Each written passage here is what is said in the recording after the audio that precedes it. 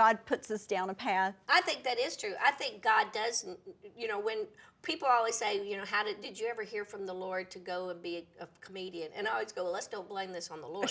But what he does do is direct you. He'll shut a door. Right. So you kind of have to go this way, and then he'll move the path that way. And if you're just staying attentive to what's working, then you'll see, I think, sometimes the hand of God.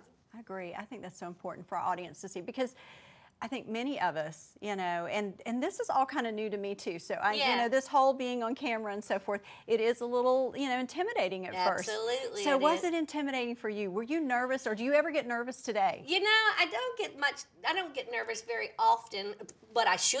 That kind of makes you pay attention. It does. I've been at it for so long that when I'm planning a new show, I think when I'm writing out material, when I'm putting it all together, I get excited. I get a truth comes to me that I go, if I believe this, or if I'm struggling in this area in my life, then I'm as average as any girl out there. There's got to be somebody else doing this too. And so I get excited about this new message that I want to bring to a group of women, and see them laugh and goof off.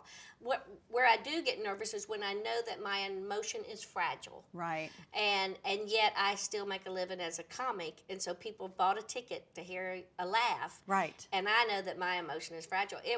My husband passed away a couple of years ago. I'd been married 31 years and to the same man, and I took some time off, of course, but there were some things that you couldn't get out of, as you well know.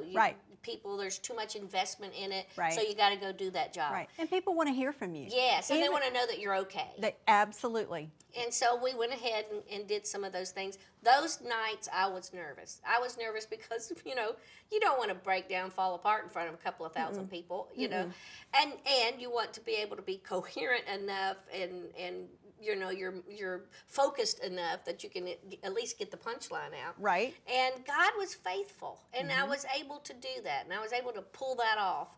I don't think I want to make a career out of those fragile moments, but that's how when you just keep your life in His hands, it all turns out. And you persevere. You do. You really persevere, and I think it's so important for men and women, teenagers, to hear you say that, and to say, I went through one of the most completely life-changing experiences. Yes. Devastating. Yes. And yet I could still find something to laugh about. Isn't that the truth? Because it is healing.